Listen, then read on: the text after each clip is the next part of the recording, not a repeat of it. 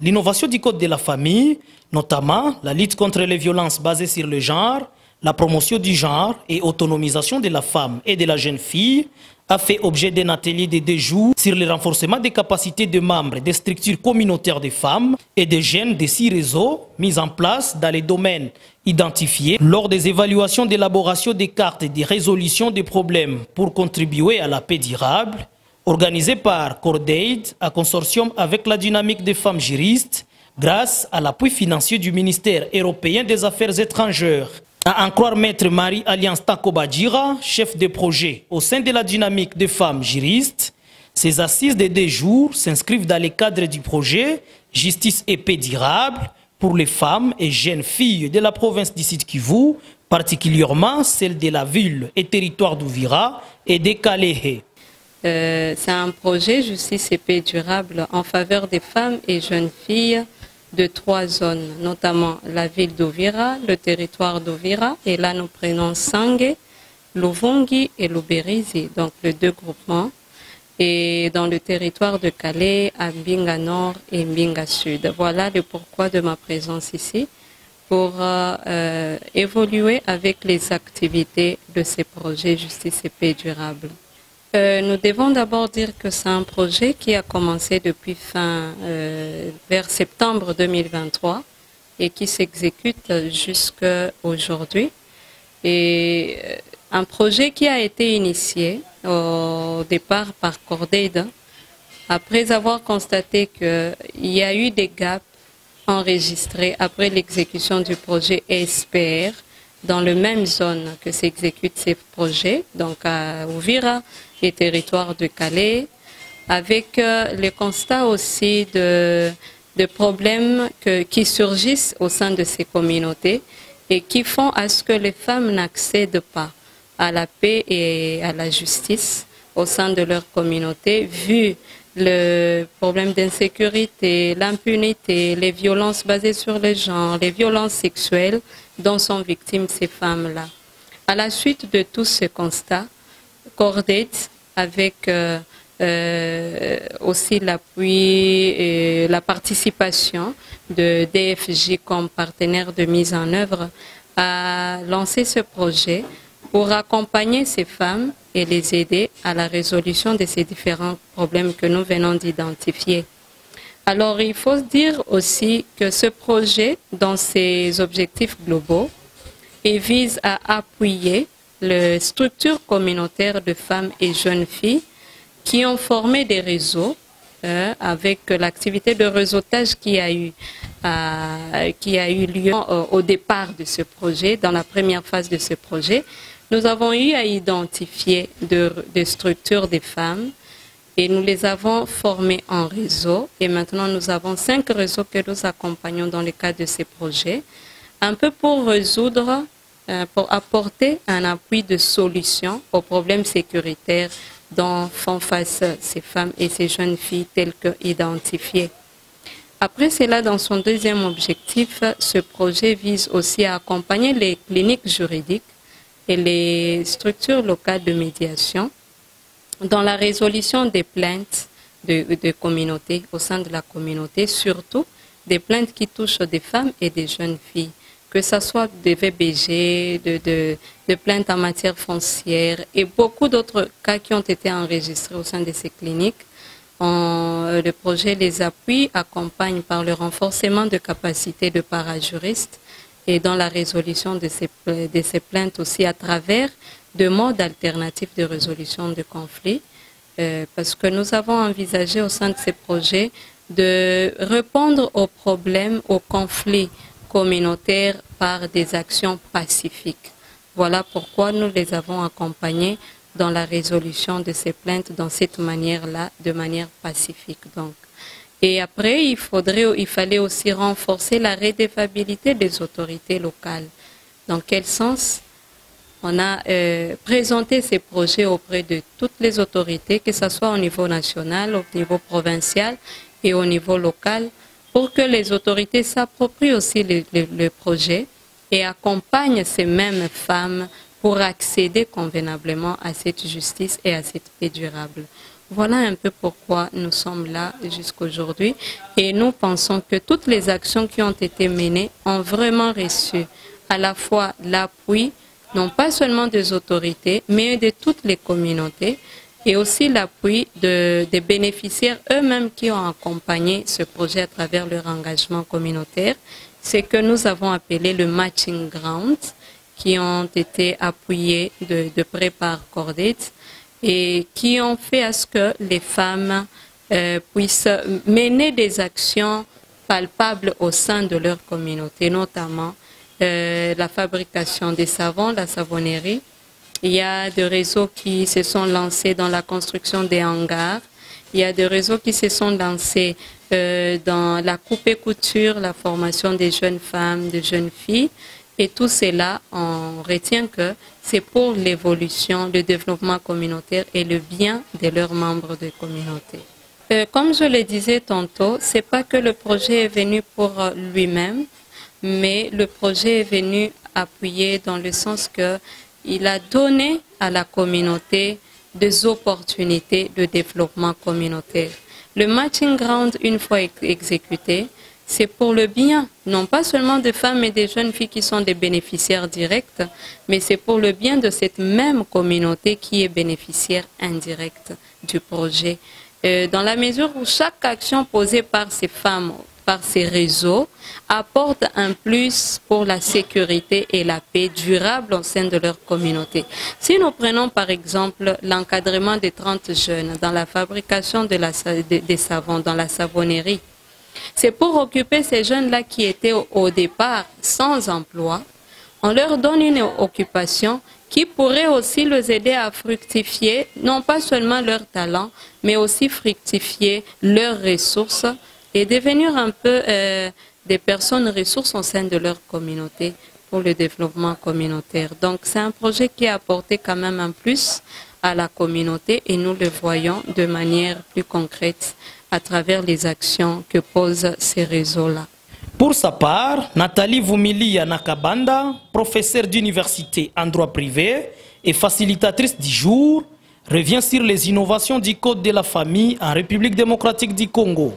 Il s'agissait des innovations du Code de la famille.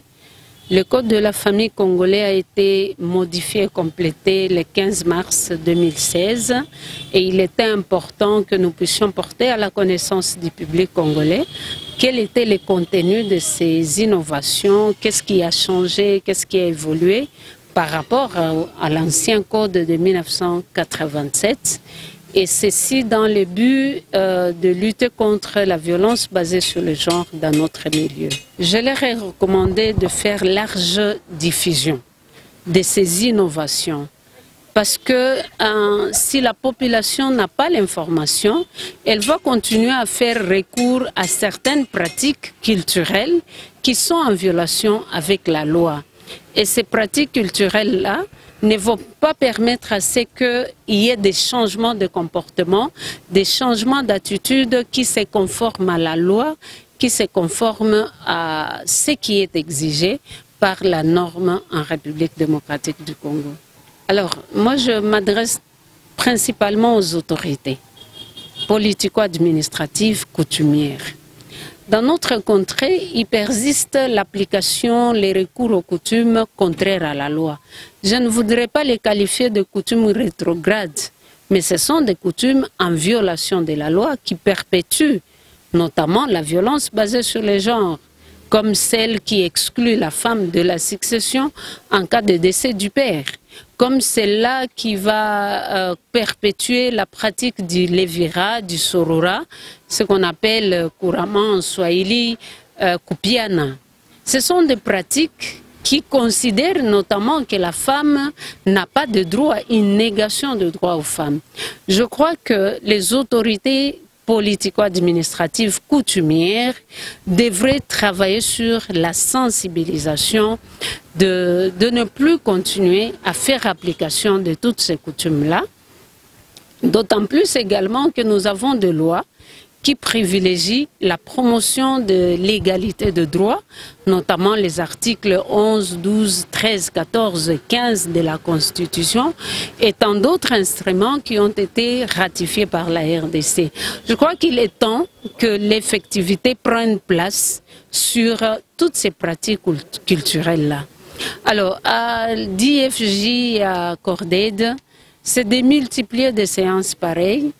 Ça permet également aux personnes d'être informées et de mieux faire le travail sur terrain. À tour de rôle, les participants ont salué cette initiative de la dynamique des femmes juristes et ses partenaires avant de leur recommander de continuer à organiser ce genre d'activité au bénéfice d'un grand nombre de participants. Notre recommandation est que cette matière qui nous a été dispensée est vraiment très vaste. La matière est vraiment très intéressante, mais le temps pour cette formation a été vraiment, très minime. Donc 2 jours pour expliquer le code de la famille vraiment ne suffit pas. Lorsque la facilitatrice touche un point, ce point-là engendre plusieurs questions que la facilitatrice ne peut pas échapper. Donc c'est pourquoi vraiment nous demandons à la prochaine, il faut que vraiment Corded et la DFJ puissent encore passer comment venir avec cette formation. Vraiment, elle est trop vaste. Il y a plusieurs articles que la facilitatrice n'a pas tout développé. Vraiment, c'est très intéressant. C'est ça notre recommandation. Oui, le projet nous a apporté tant de choses. Par exemple, je peux dire par exemple aux bénéficiaires que nous avons dans le projet, parce que nous faisons l'apprentissage des coupes-coutures, où il y a des filles qui étaient dans la vie misérable là, mais grâce à Dieu, grâce à cette formation de coupe-couture, il y a les filles qui commencent à se prendre en charge elles-mêmes. Comme recommandation, je dis encore merci, mais aussi nous prions au bon Dieu qu'il puisse continuer des années pour que les 3 mois ici c'est paix avec les projets.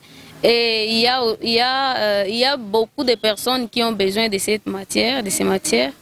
Oui, nous pouvons prier au bon Dieu de les aider, d'avoir des moyens pour qu'ils puissent nous financer. Puis nous allons effectuer les travaux dans les différents milieux. Bon, l'atelier pour moi a ajouté beaucoup de choses parce que on nous a d'abord appris de nouvelles choses, donc de nouvelles règles qui ont été ajoutées dans le code de la famille. Et ça a été vraiment un atelier intéressant parce qu'il y a des innovations et d'autres aspects qu'on ne connaissait pas.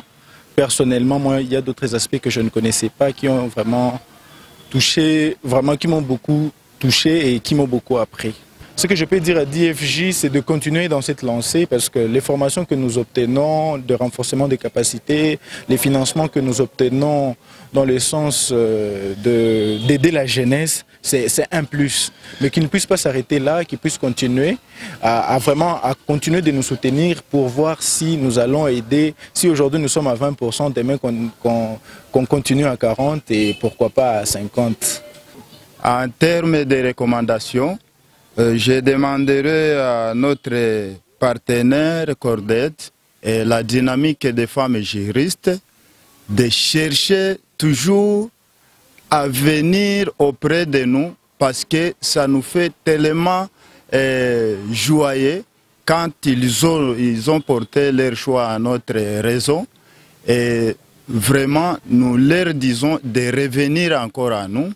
Et secondo, nous demandons aux autorités locales de nous venir en aide en cas de difficulté et nous participer chaque fois et surtout orienter d'autres partenaires de venir nous appuyer car le combat que nous sommes en train de mener, c'est un long combat et qui date de longtemps car les violences basées sur les genres est beaucoup plus. Ils sont en train de commettre ces violences et les autres sont des victimes. Avec leur ignorance, ils n'arrivent pas à détecter que voilà, je suis victime de telle ou telle violence. Hii mafunzo inanisaidia vitu vya mingi sana vyenye sikukuwa najua. Nashukuru sana kwa kuona gisi tunaingia mwa hii mafundisho. Sheria zenye hatukukuwa tunazijua. Sheria zetu zenye zinashimamia kuhusu sisi wa handicapés moya tunazijua. Kufatana na hii muradi yenye tunapita amo ya siku 2. Tunashukuru sana na baendelee kutuforme. Kusudi na shie tukwe tunajua kisi sheria ya nchi iko naenda na sheria ya wamama. Recommandation yangu ku DFG, tunafurahia formation. Me bangejikaza hivi tunafika mwisho wa maproje, bangejikaza hata mwaka itakuya banaweza kurenforcer tena juu hii miradi tulifanya surtout mu réseau yetu haiwezi weza kudiminiwe insécurité totalement mu ville ya Uvira.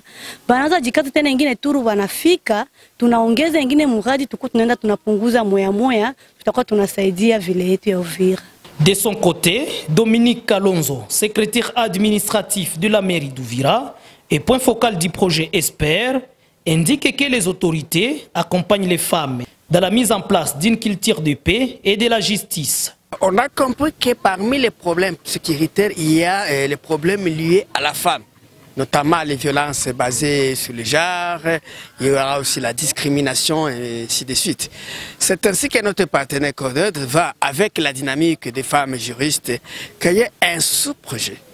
C'est sûr, la femme et la paix, justice, paix et la femme. Ainsi, nous sommes en train d'accompagner les femmes dans la mise en place d'une culture de paix et de la justice. Vous savez comme moi que les femmes participent beaucoup pour la paix et pour la sécurité. Ainsi, pour qu'ils participent activement dans la redynamisation de la paix et de la sécurité, il faut aussi qu'elles soient accompagnées, aussi juridiquement, mais aussi qu'elles soient accompagnées dans l'autonomisation. Comme nous l'avons encore dit lors de l'évaluation avec les partenaires, la ville d'Uvira est déterminée à accompagner sa structure communautaire. Tous, nous nous sommes engagés de continuer de travailler avec eux. Avec des petits moyens de la ville, nous allons continuer à accompagner en attendant que encore les bailleurs puissent venir en rescousse de la dynamique des femmes juristes.